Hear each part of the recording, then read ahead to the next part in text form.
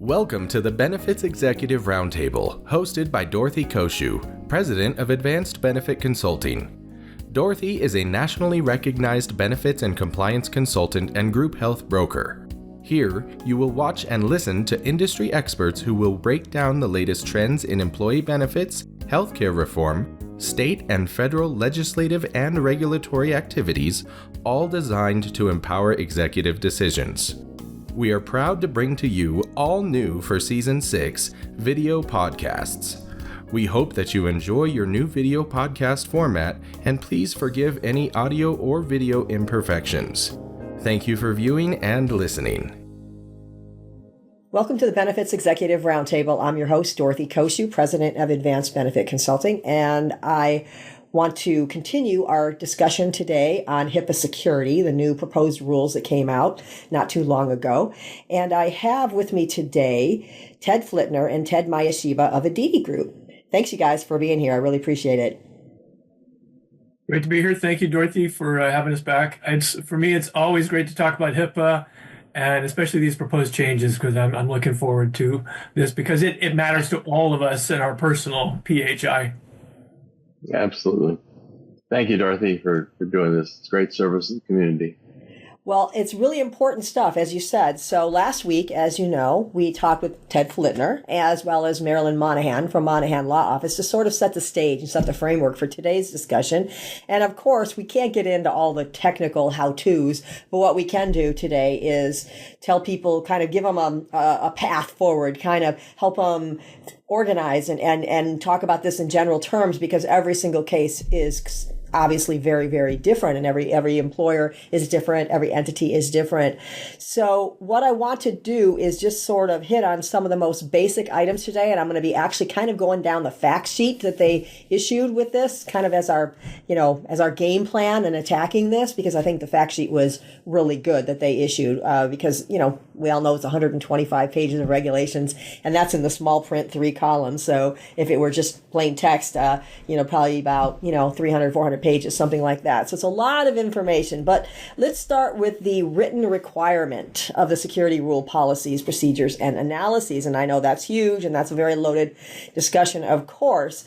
And we can't really lump it into one project or one discussion. It really has to kind of be broken down by the types of P&Ps that you need to put together and so forth. Is that kind of how you guys approach this, or am I off base on this? Well, there's a lot of different ways to climb the mountain. In this case, and for one thing, I want to highlight that number one, these are not finalized; these are proposed. They're looking for all the comments coming into March, so it's going to be a while before these become cast in stone. Mm-hmm. But there's a high likelihood a lot of these are going to be cast in stone and made requirements. So we want to break these down and nest these into groups, and kind of say who's responsible for revising them. And which groups, executives, privacy work group, something more in the HR department, something more on the IT department. We're going to be seeing changes that are going to affect every policy and procedure, probably. Mm-hmm. Yeah, absolutely. So how would you recommend that people get started on this? And can you give us some insights maybe as to how to organize the tasks within this requirement? Yeah, really what's going to come out of this is revising everything you have. And then if you haven't already, you're going to turn this into a living process where you're revising this year after year after year. And that's part of the requirements is that all these are revisited, every 12 months. So, really, we're taking all the different policies and procedures you have related to HIPAA, and we're going to take and match that up with, here's all these proposed changes. Some of these are definition changes. So we need to look at, do these definitions affect these documents? So really it's kind of like we'll need to break this up into different assignable groups as a project, project management. Who's going to be responsible for revising the different documents? Ted, do you have any comments on that, or you want to follow with that? Primarily, the rules themselves haven't changed appreciably. What has changed is that all these things are now required. The big change when you read through the document is everything goes from flexibility to requirement.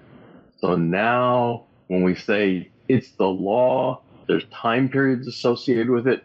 You must do it. not that it's advised. And so all that flexibility goes out the window.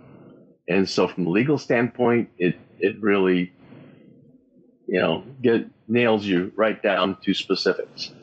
And so that's why it's important that everybody be involved in this, that everybody understands from the executive on down that it's important, that it's critical to your job.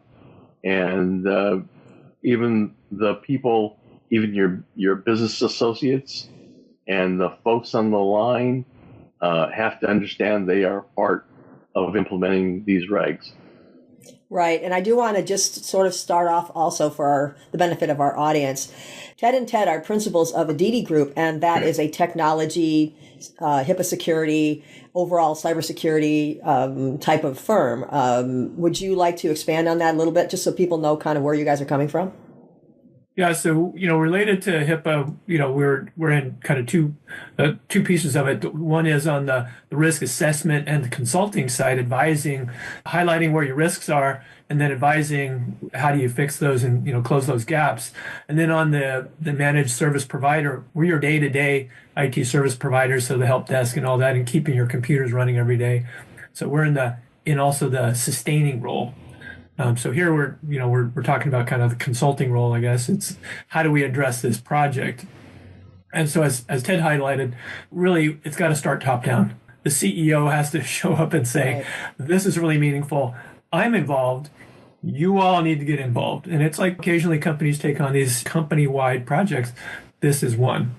Right. Well, I just wanted to make sure that people understood where you guys come from and your backgrounds and the kind of work you do on a daily basis, so that they understood, your background on this. Every step of this, right, is what you do on a daily basis. And these rules and regulations are just obviously kind of your your Bible, I guess, as to what you need to accomplish to keep everyone's information secure. So last week, we talked briefly about the requirement for patch management, policies and procedures at least every 12 months. And as you mentioned, Ted Flittner, a lot of these requirements are every 12 months at least, and there's a few exceptions to that. I think many people do patches. They actually use those patches, but they may not actually have the written documentation, the written policies and procedures in place. Can you tell us why this is so important and the types of things like examples and so forth that you might want to include in those written policies and procedures? Well, we'll start with why it's important. Of this 125 pages of proposed regulation changes, there's a whole lot of meat in here of examples of, look, we started this in 2003, and we implemented since 2003, and look how many breaches, look how many problems have been happening. They highlighted the number of attacks that happened from 2015 to 2019, went up about 125% in terms of frequency.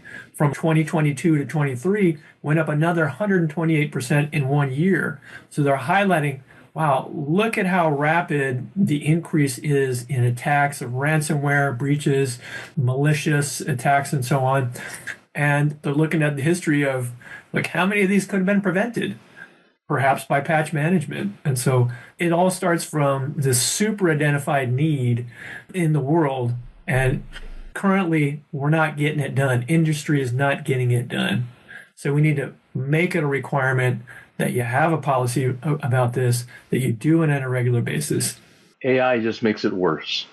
Things are getting faster and faster, and more malware is coming out faster and able to take advantage of even the smallest breach point in all systems. And patches are one of the easiest because everybody knows where that is. You don't do a patch without letting your people know, your customers know where the problem is. And guess what? That also means that the people who are doing bad understand where the patch is. So they're there to exploit. Yeah, absolutely. And it's really a race against time. So there's this battle that goes on between finding weaknesses in software programs or hardware, and that gets revealed into the hacker world. That gets turned into an actual attack vector. And then there's the software maker who says, "Oh, let me go ahead and patch that." And there's this gap between when it first becomes known in the hacker world and when you actually imply the patch.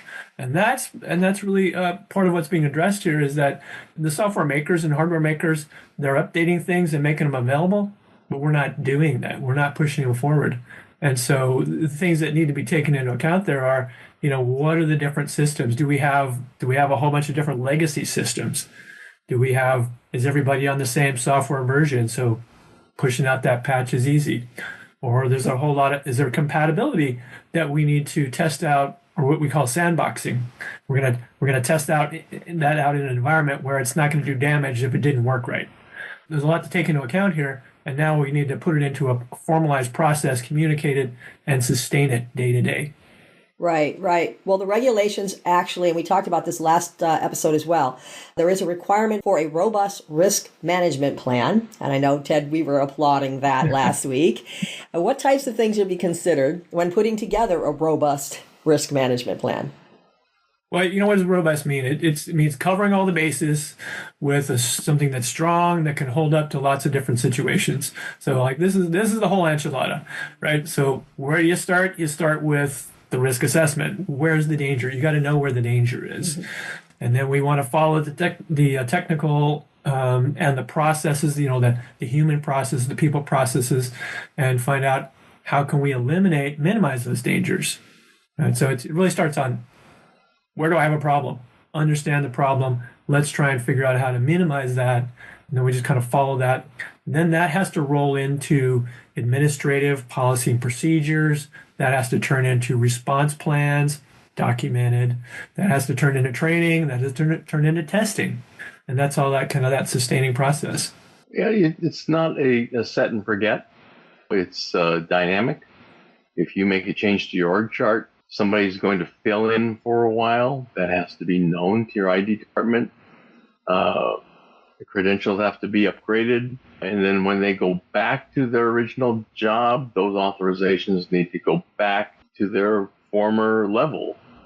We see a lot of people get elevated because they temporarily take on the role of a supervisor while the supervisor is out on vacation, for instance.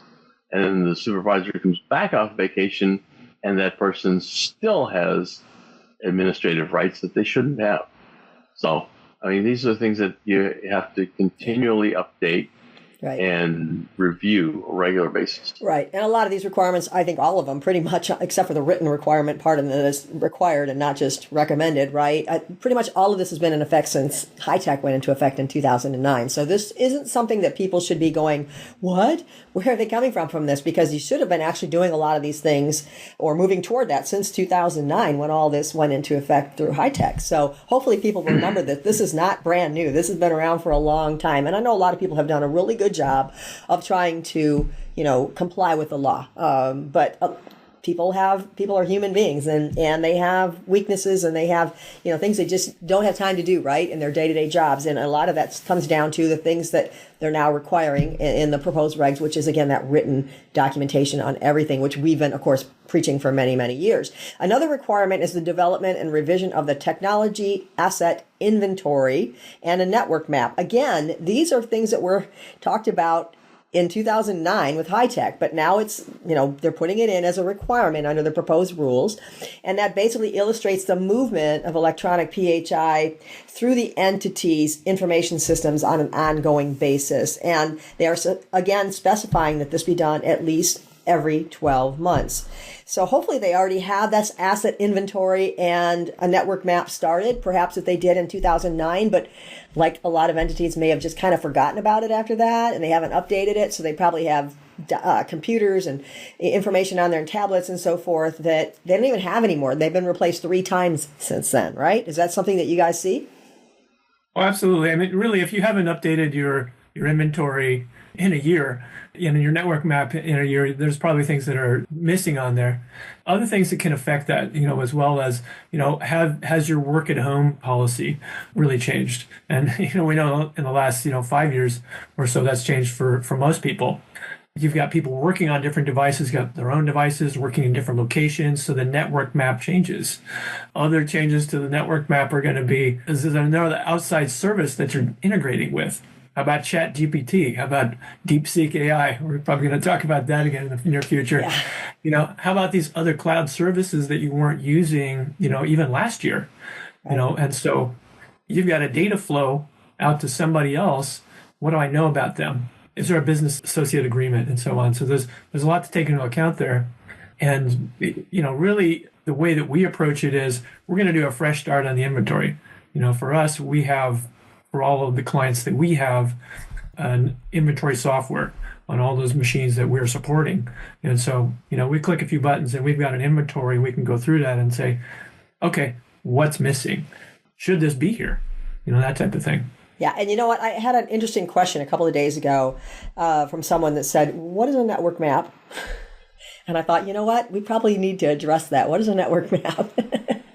Yeah. And there's not a specification within HIPAA that says it needs to look like this, because it really depends on your organization. Some people don't have a network, but it's really, is there more than one computer? Does data flow from you to an outside organization? So it's a general idea. Think of a flow chart. Think of the actual network map, meaning there's a router, there's an internet access to your home or to your office, there's a Wi-Fi router perhaps inside, you've got some wired connections and switches. Here's your computers that are on it, right? But there's other devices that are connected by Wi-Fi. How many Wi-Fi access points do you have if you've got a larger office? How about connecting to organizations physically outside, people working from home? So it's really kind of a representation. It's not necessarily, this is exactly a schematic diagram, right? It's process flow. Right. And they also require that you respond to changes in the environment or the operations, any changes that might affect EPHI. Can you address what they should be doing there? Yeah, because we're not just looking for the technical changes of, you have a new computer or we have a new server, something that's a hardware specific, or we have new software. And I guess I want to take the moment here to highlight the inventory includes software. And this is really critical, because we're gonna talk, later about, minimum necessary and reducing the risk. We need to know not only what machine you have, what devices, what phones, tablets are interacting with your PHI, but what software is it going to? What programs are you using? What programs are on computers you may or may not know about, you may or may not want. As IT folks, we're like, we want to narrow that list, contain that, right? So what kind of changes? It's not just those technical ones. It's, say you have a different org chart. Say you have somebody working from home when they didn't used to, or you're changing that policy. Say you're dealing with another outside vendor. Those are things that are not necessarily devices, right? But it's this change, maybe have different responsibilities, or someone's on vacation, as Ted alluded to, or somebody's out, on maternity. And, okay, we're not going to have that title in our company, so somebody else has to, it's changing the flow of information and the processing of it. That all affects us. We need to be tracking that. Yeah, people tend to forget about cell phones, iPads, other mobile devices. And when we talk about minimum necessary, if you have a work phone, it's not okay to just add various apps to it and allow people to do that, because you don't know what happens when those apps come in, and if that's a possible leakage point for data. So we try to remind people that they need to do that. Thank you very much for that. So I want to come back to, I know this is one of you guys' favorite topics, conducting risk analyses. And we talked about this a little bit in part one, but I want to talk about some of the express requirements that are listed in the proposed regulations and in the fact sheet. The fact sheet did a great job of kind of spelling all this out, and I'm not going to read it all word for word, but includes things like review of technology asset inventory and network mapping. Excuse me, I am actually glancing at my notes here because I won't memorize all of this sort of thing. Identification of all reasonably anticipated threats to the confidentiality, integrity, and availability of EPHI. Identification of potential vulnerabilities and predisposing conditions to the regulated entity's relevant electronic information systems, and an assessment of the risk level for each identified threat and vulnerability. So can you kind of break this down a little bit and tell us how you would go about tackling these express requirements of the proposed rule within a risk analysis. Well, Dorothy, there's four things you covered there. One is the technology asset inventory and network map, and we've kind of covered that. That's really basic stuff and should be completed by now. Then there's the identification of all anticipated threats. Well, you do that by looking at your data map and flow. And once you understand that, you've done that. You've gotten all the anticipated threats because you can see that. Then you look at the identification of potential vulnerabilities. Given the tools, your inventory of computers and hardware, and the roles and responsibilities, you get a good comprehensive picture of what your operations look like. And then you can identify where the potential vulnerabilities are. That assessment for the risk level for each identified threat and vulnerability is basically, after you've done A, B, and C, the first three items, then you can consider how things can go wrong with each of these three. And that's where the assessment comes in. Yeah, and I do want to say that for those of you that aren't aware, Ted is he's actually an instructor. He's actually a professor on these types of topics.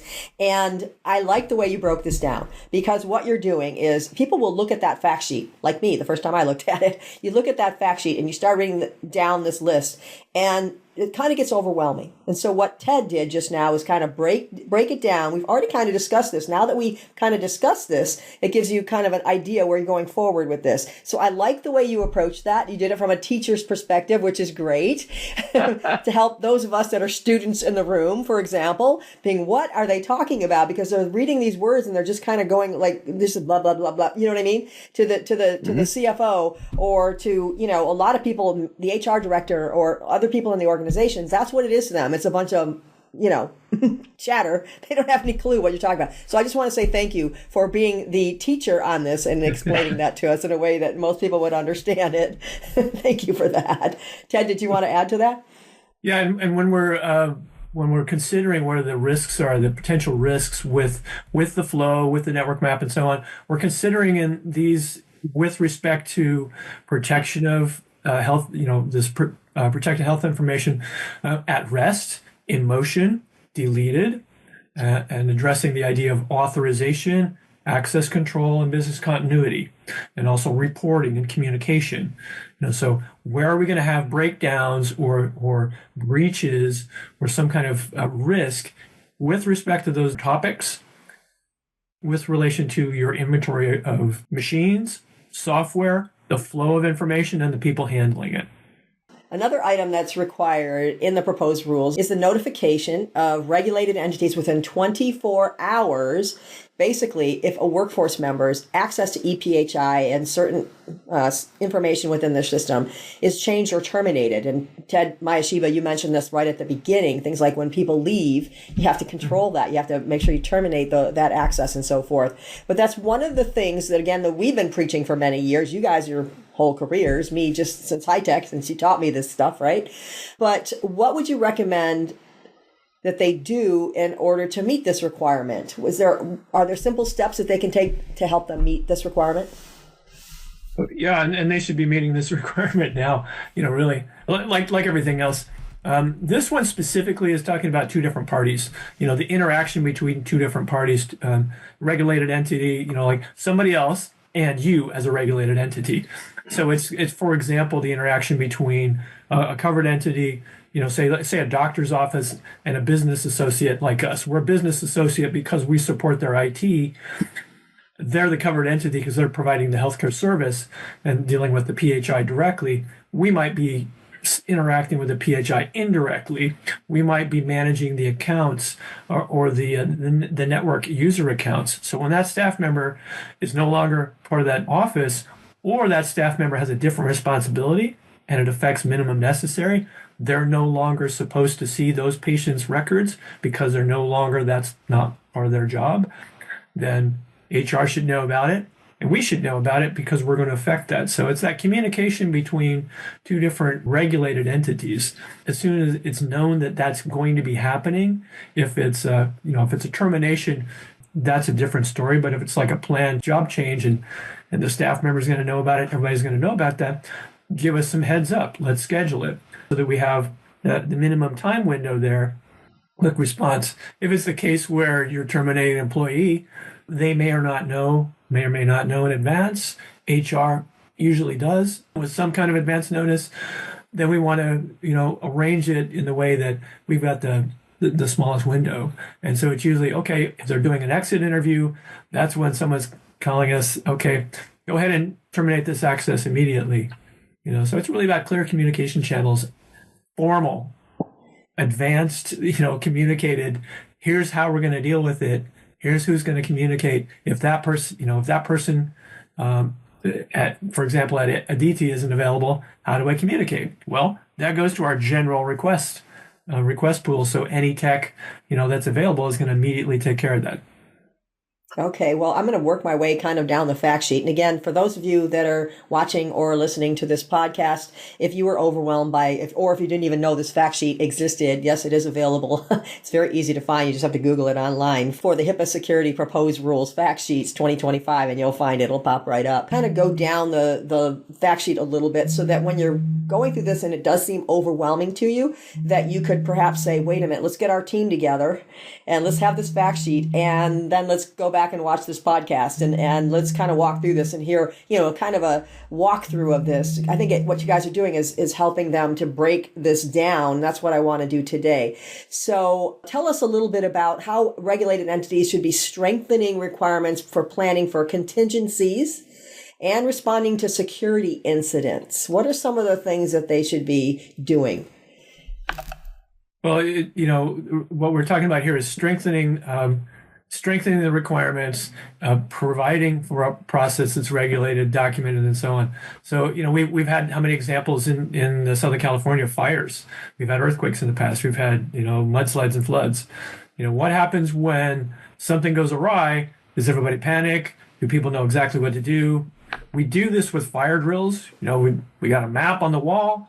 Every once in a while, the fire alarm goes off and everybody assembles and you go to your place, you practice it. Right. So it's written policy. It's written on the wall. We go through it in some level of training. We practice it. Everybody go outside. Hey, how did we do? We test it. Right. So what they're suggesting as examples, written policies to restore loss of electronic information systems and data within 72 hours. Remember, one of the A's in HIPAA is about accessibility of the PHI, so that whenever you as a patient or me as a patient go to a doctor or need our information to view it ourselves or get care provided for us, that we can get to those records or our doctor can get to those records. So if you're holding those and your system goes offline for 5 days, or a week, you're not holding up HIPAA. So that's about business continuity. Right? How about performing an analysis of the relative criticality of relevant electronic information and assets to determine the priority for restoration? Right? That's a big long sentence that says, what's your priority for getting stuff back online? Do you have a written response plan? Right? Do you test it and revise your response plan? That's about, hey, did that really work? Is this the best way to do it? Did we have changes over the year and does this still apply? Ted's got some more great comments to share as well on this. Yeah, and before we get to that, I just want to say that Ted Mayeshiba did put the link up on the screen, and that did flash for a second, but if you didn't catch it, what we will do is we will put the link where you can actually get the fact sheet in our show notes for this episode. Didn't mean to interrupt. Ted Mayeshiba, go ahead. That's okay. Basically, if you have a comprehensive business continuity plan, come on, everybody should have that. If there's a fire, if there's a flood, if a fire sprinkler head breaks off and floods your office, that's a continuity plan. If everything gets wet, what do you do? How do you maintain security? How do you, do you open up all your doors and put the fans on and let anybody walk in because the fans are going to be running for a few hours? There's got to be some kind of a plan. So, back up your data. Which ones come online first? That's the entire startup process, and you should have that already, and that takes care of A and B. C, which is the written security incident response plan, maybe you haven't got that down yet, but after you've done your vulnerability testing and you've got an idea of where those things might happen, you probably do have a good lead in to getting a response plan to get that going and covering those known security incidents. The implementation written procedures for testing really are giving you authentication of your plan. So once you've done that, test it. Even backups, test those. Make sure that if you have an emergency, that the backups do get remounted. I mean, this is the problem with the old colonial hack on the East Coast, where their pumping procedures of getting fuel, their whole system got hacked and they shut that down. They said, oh, no problem, we'll just restore from backup. And they went to do that, and the backups failed. And they couldn't bring everything back online. And so they were down for a month, trying to manually, one by one, bring systems back online. Well, that's what D is all about. You have these written procedures, test them, make sure they work, because you don't want to be in this situation where, oh, gee, well, I have the backup. Too bad they don't work. Doesn't help you with accessibility. Yeah, it's like doing a cross-country trip. You're going to be, driving for thousands of miles. You got a spare tire in the back, but it's flat or has a hole in it. Like, okay, that's really not helpful to have that spare tire when you can do nothing with it. Right. And you don't find out that it doesn't work until you try to put it on your tire and no one's around and it's the middle of the night. Yeah. Not a good time to find out. That's not a good day. That is not a good day for sure. Well, I want to come back to something we mentioned briefly in part one, and that's the annual requirement every 12 months at least to conduct a compliance audit. And I kind of want to see if you guys can give us some bit of information maybe on some best practices regarding such an audit. Should it be done internally? Should it be done externally? Should it be done both? What are your thoughts on the annual requirement for conducting a compliance audit? Well, I think it should be both. I think the internal audit should be ongoing. It's really anything that you teach, you should have some way of testing it, of saying, are we really doing what we're trying to teach our people to do? And whether that's here's how you work, here's your general work policies, or here's a work instruction, if you're manufacturing, or this is how I provide service or run a piece of equipment. I want to be testing, did that really land for you? You went through training. Are you doing it the way you're supposed to be doing it? Are you all doing it in the consistent way? So that should be ongoing. And all these documents, all these proposed regs they're putting a 12-month minimum on here just to say, we're not going to be too onerous, but for gosh sakes, can you at least do this every year? To get a kind of a starting point. And the truth is that should be ongoing. But I think that there should be something, you should also bring in an outside view because you're just not going to see the same thing an outsider is going to see with fresh and unbiased eyes. Right. An insider is going to say, well, I just do this every day. I ignore that. It's like ignoring the clock that's, Well, I say this to people all the time about having I don't get me wrong. I love IT people. They're so busy though. And you can't really say to the IT department, did you do all these things? They come back. Yeah, sure. We did it all. We're doing fine. Everything's fine. They're not going to tell on themselves. They're not going to say they haven't done everything they could have done because they just didn't have time and that sort of thing. So sometimes no matter how good your IT department is, and a lot of them are fantastic. They're amazing. They're great. That doesn't mean that they are perfect in these types of things. And sometimes, as you said, Ted, you just need to have an outsider kind of look at those to see what did you miss, what can we do better, and what did we not skip over because we didn't have time to accomplish it, right? That's right. So I think, and usually in large Fortune 500 companies, you have internal audits on a regular basis, like 6 months or so, and then you have what they call a red team come in from corporate who understands what you should be doing, and then they do a red team audit, that outside pair of eyes before The government comes in and does their audit, because the last thing you want is to have those guys find out something that's wrong. So in this particular case, most of our clients are small, medium-sized businesses, and they can certainly do this internal audit and have somebody from another department come in and look through your P&Ps and make sure that everything is being followed.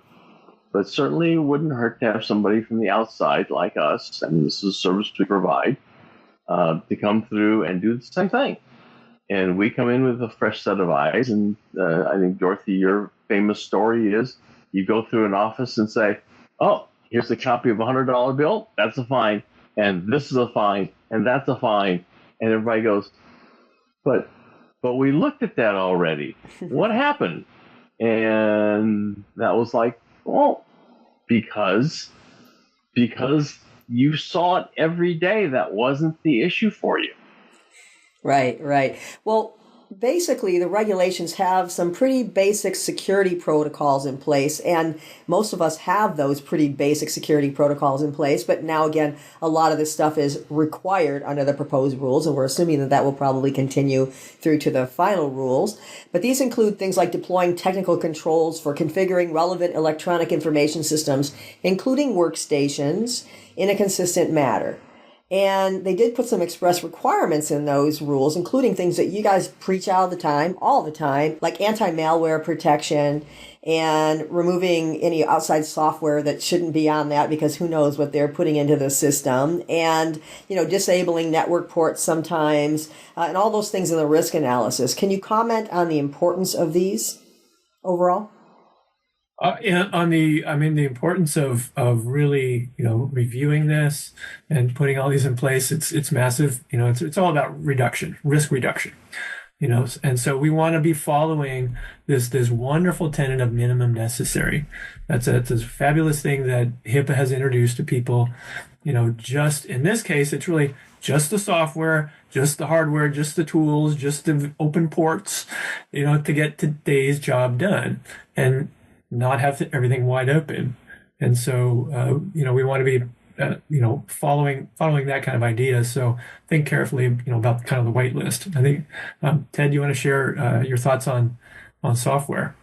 Yeah, one of the things we see going from client to client is that once we start looking at the software and the hardware that they've got, we see a lot of software that is a duplicate. They do the same basic function, but they are from different vendors. And it's because some people have a preference because they've had past experience, and others have past experience with another.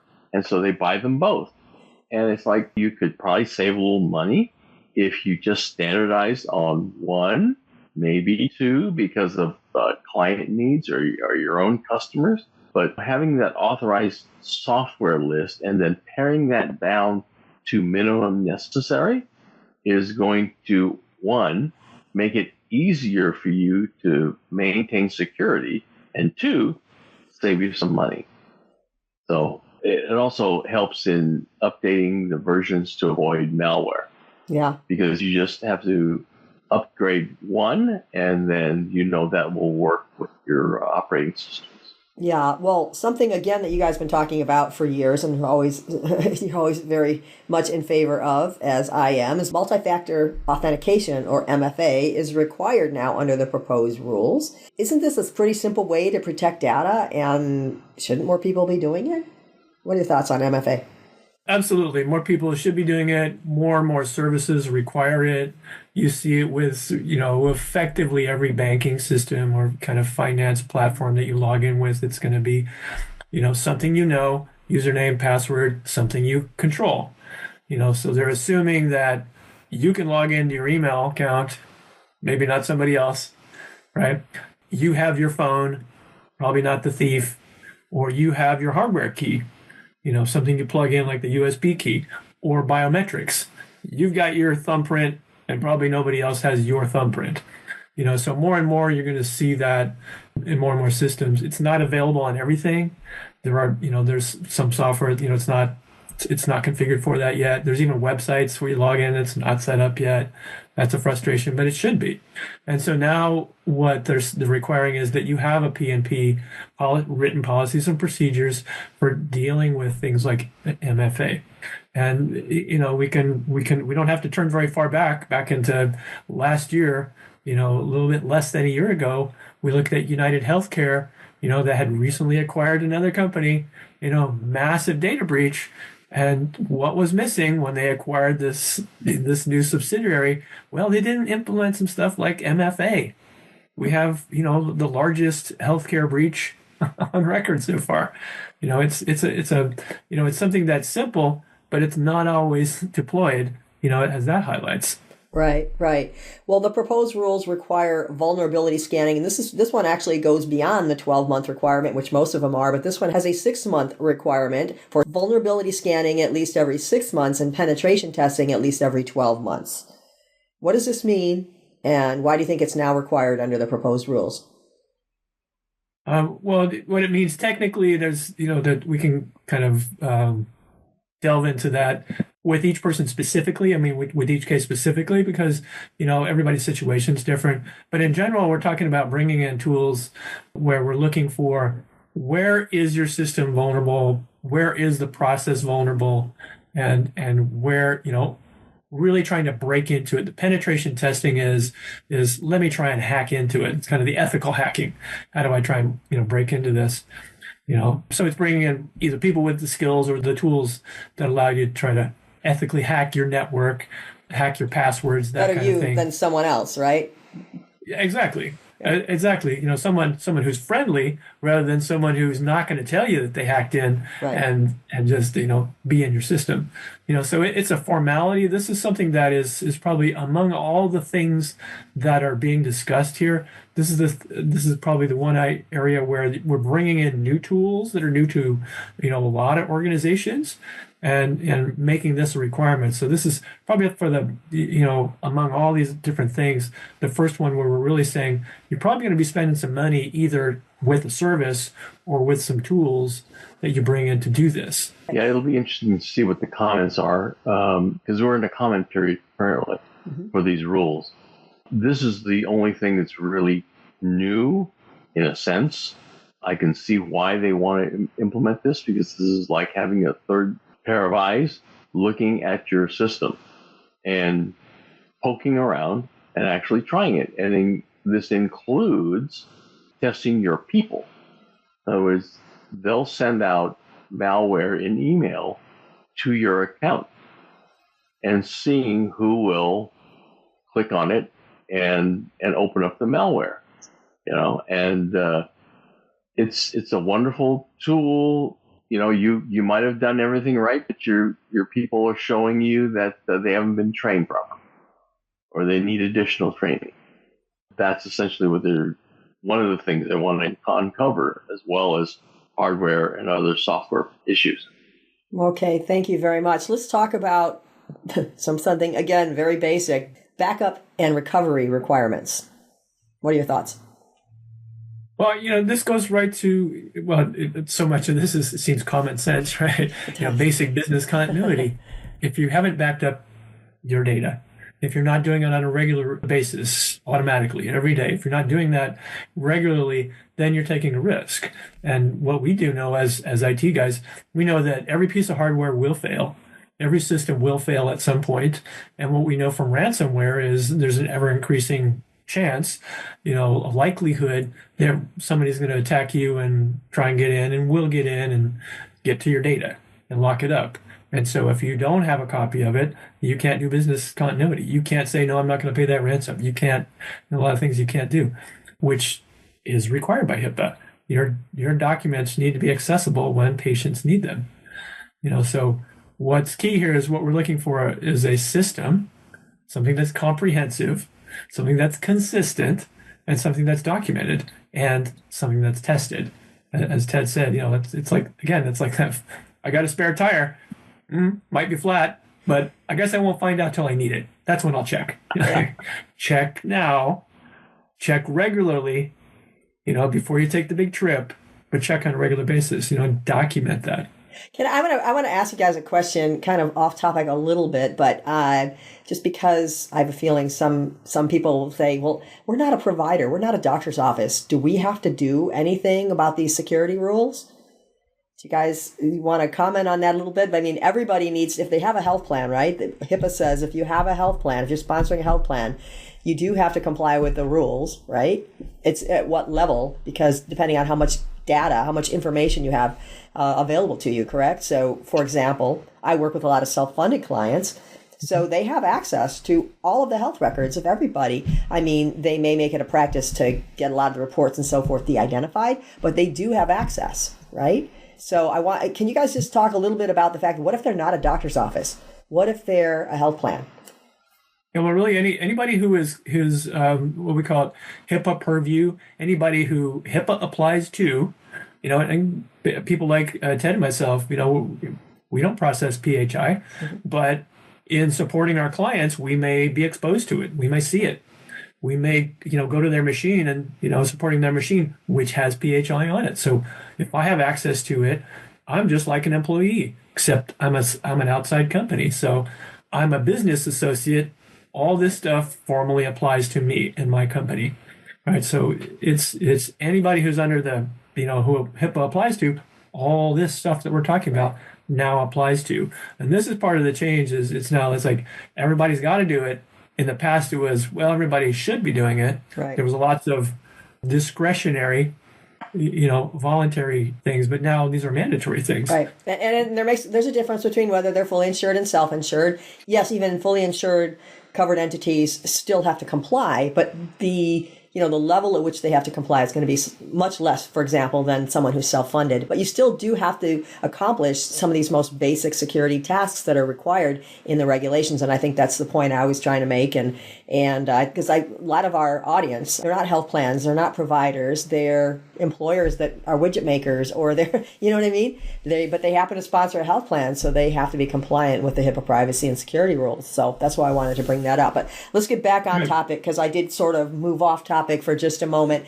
Let me bring us back to backups here, backup and recovery. And some people also think, well, hey, I'm using Google for everything. It's all in Google Workspace, my email and all that. They've got a billion servers on the planet. They've got all the backups. I don't have to do that. But what happens if me or one of my team members accidentally deletes a bunch of documents or a bunch of email? And, it's about 6 months later, we say, hey, where was that? Right? Where is that information? Where's that data? I no longer have those records. Google no longer has those records unless you have a specific plan for long-term data retention, or unless you've got a third party that's, a third-party software that is backing that up. And so that's part of what this is about too. It's not just you and your office and your computer, it's also your cloud systems, because it needs to be available. If you got PHI in somebody's cloud, then it needs to be available. And we also need to account for the human mistakes. They've got all their servers up running properly, but I made a mistake and deleted data that I shouldn't. That's where we want to have backups, right? We can go back to. Yeah, I appreciate that. We have requests like that all the time. I'll bet you do. Yeah, for sure. Yeah. Well, because we have limited time here, I do want to get through a couple additional things. Can you talk to us a little bit about best practices on security of ePHI on an ongoing basis? Yeah, I mean, a lot of this best practice is listed out here. It's listed here in the regs, proposed regs, because, we know they're good things. And all these different agencies, NIST and CISA and so on, there's all these different agencies who've recommended things, and they're highlighting, here's all these breaches that are continuing to happen. And we're not doing these. We should be doing these. But there's other things that really you want to be evolving into, in addition to MFA and encryption and using VPNs and, whitelist and reducing your software and so on. And that's one of the things that we have rolled out recently. We call it our zero trust environment. And this is something that NIST is now saying, and many orgs are saying, this is where you need to go, where you really don't trust anything. You implicitly distrust everything and say, every time you log in, every time you do an interaction, I want to verify, are you really you? Are you authorized to do this? And we call that Aditi Zero Trust. Ted, you see that in the background behind Ted. And for example, that's robust in that if somebody accidentally reads the wrong email and clicks on it, even if you say, oops, oh, darn it, I just clicked on it, you won't necessarily be able to stop that. And so with the DD Zero Trust, that automatically stops it. If any software program tries to run that hasn't previously been authorized, it's not going to happen, right? That's the kind of robust, and that's the kind of proactive, and that's the kind of new tool that's only been recently available, for us to provide for our clients. I see. Can you just define real quickly, just because I know we mentioned this in part one, but for those that may not have listened or watched all of part one or just kind of got by them, tell us what NIST is again. National Institute of Standards and Technology. So they talk about all kinds of things, all kinds of regulations and regularities and so on, including measurements and weights and standards and so on. Right. And that's basically the government entity that works alongside HHS and the Office of Civil Rights. When I go to those conferences every fall on HIPAA security, it's always the three entities, HHS, OCR, and NIST, that do those together because it's all intertwined, right? And they have to make sure that, and they're trying to make sure that the public knows. Yes, and NIST is basically representing, with relation to HHS and HIPAA and OCR, they're representing, these are best practices in industry. Right. There's a whole lot of technology, it's moving around and so on. This is what is best practice. And in the past, they have, and currently they still do, here's certain protocols, even encryption standards. They're good, better, best. These ones don't use at all. These ones are all kind of good. And so they're putting that into context, the technical capabilities and the technical best practices for people to consider. Right. So if you were hired as Aditi Group or any other consulting firm like you, but if you guys were hired by an entity that needs to make sure that they're in compliance, and they ask you, what's the time frame? What are we looking at time wise? What's the most likely time frame that you would give them? Is it days, weeks, months, or years to implement in most cases? I know that's a loaded question too. That's a loaded question. Yeah, it really depends on what they've already done, how much they've been keeping it update. Did they do it last in 2009 or 2003? Gosh forbid, do they have comprehensive documentation of policies and so on? And how big is the organization? But some of these, some of the changes you can make immediately. It's like days. But for the most part, it's going to be, couple months, because there's going to be things that will involve changing policies, and we need all the stakeholders internally, to consider it. Is that going to be valid for us? Will that really work? Is this a good idea? Let's put this into policy, and refining that. Because remember, once you put it in a policy, then you're going to start training to it and so on. So it takes some time to massage this. Right. And what about budget? If they ask you, what's this going to cost me? And how important is it to make sure that you have executive buy-in because of this budget item? What do you guys think?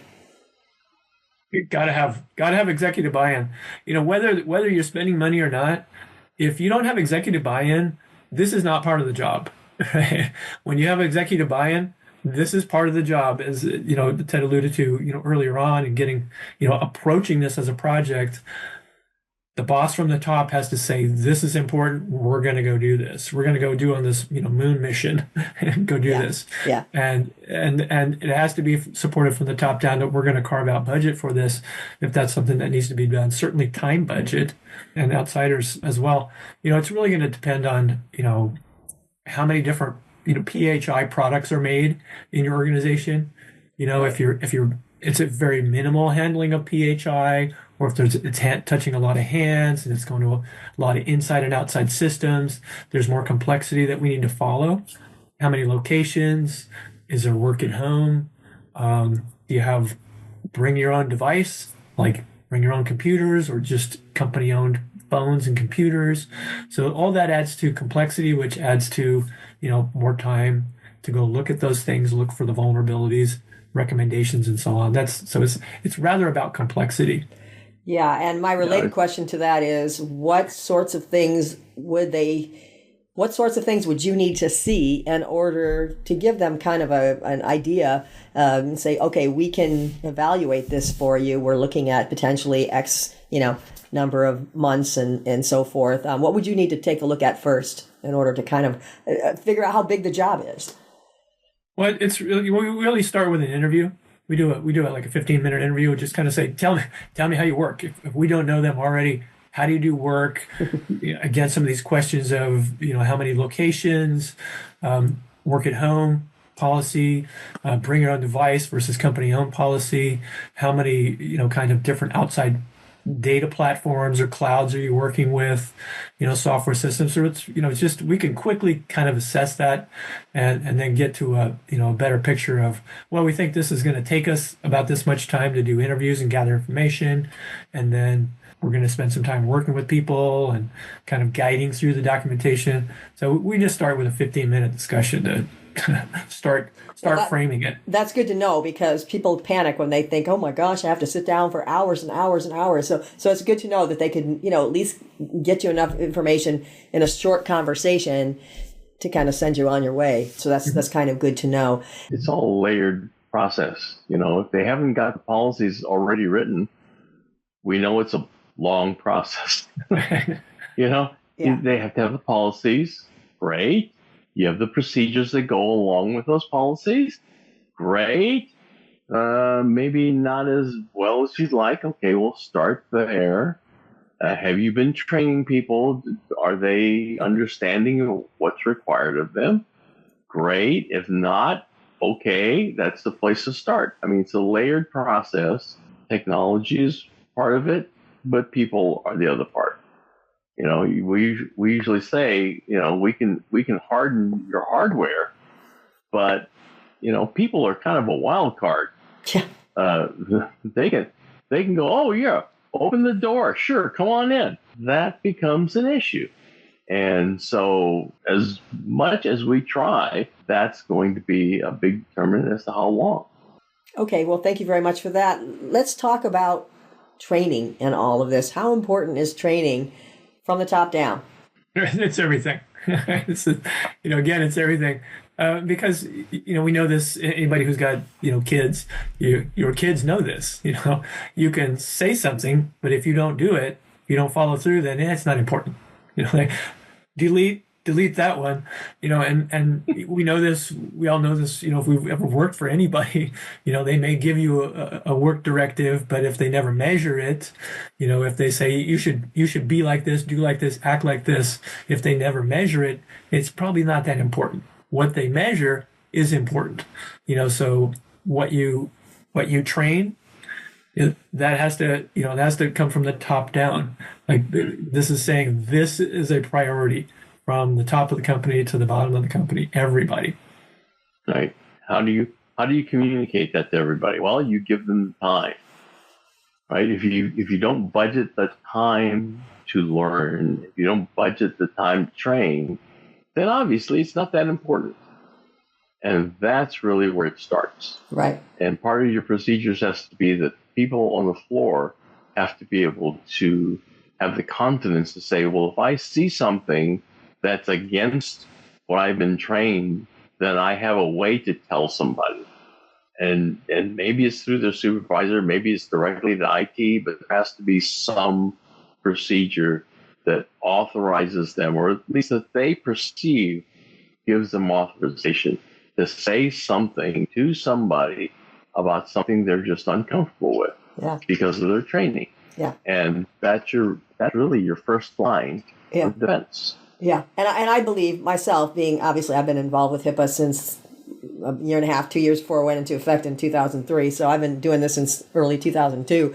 But one of the things I've always said is that you really need to be specific on training and figure out the levels of training that you have to have, because there are different levels of training that are really necessary for HIPAA compliance. And we start with the top. We start with the privacy officers, security officers, and privacy work group, and we do 6 hours of training for that. And by the way, we are having Ted are joining me. We are actually doing our trainings which are all new because of all these new requirements, not only for the HIPAA security rule, but also the HIPAA reproductive rights that went into effect on December 23rd, 2024. So it's pretty much all new training. And that's, again, for privacy officers, security officers, and privacy work group members, which are your people, like your main people handling this stuff, your HR director, your IT manager, and people like that sometimes it's even payroll people because they have a lot of data coming in through payroll. So that's our highest level of training, the full day. And then, of course, we break it down and say, you can have smaller levels of training, shorter trainings for people that may not be part of the privacy work group, but still have, access to PHI and EPHI. So, you might want to have a separate level of training for your supervisors and managers, which obviously we offer that as well. And for your widget makers and all your other employees, no matter what their job tasks might be. So you really have to break it down. And if you are in the clinical environment, then you're going to have clinical training and clinical policies and procedures. So it really depends. But I just wanted to mention that because we are having our trainings again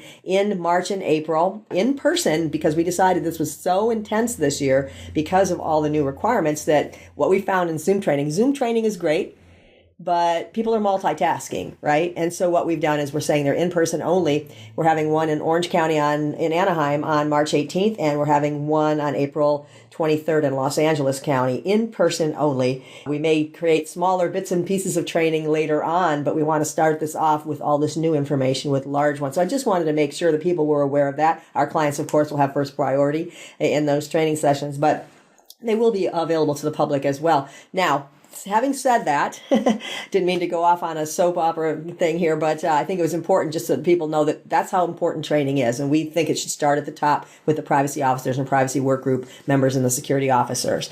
So if anybody wants to reach out to you guys, how would they do that? Well, they can always come to our website, which is Aditi Group. That's ADITIgroup.com, and info@aditigroup.com. Okay, great. I thank you very much for being here today. This was a lot of wonderful information. Thanks very much, guys. Thank you, Dorothy. Look forward to our next training in March. Mm-hmm. Yep. Thank you, Dorothy. You're very much welcome. You're very much welcome. And to everybody else out there, please stay safe, stay healthy, and stay tuned for the next episode of the Benefits Executive Roundtable. Thanks, everyone. Thank you. Thanks for watching. Stay tuned for compliance tips, cost containment ideas, new trends, and decision-making tools.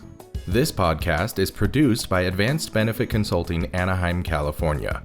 All views expressed are those of the host or interviewees and not necessarily the views of Advanced Benefit Consulting. Information contained herein should not be construed as legal advice. We always recommend that you consult with your legal counsel as situations do vary. Ms. Cociu can be reached at 714-693-9754 extension 3 or toll free at 866-658-3835. By email at dmcociu@advancedbenefitconsulting.com or visit our website at advancedbenefitconsulting.com.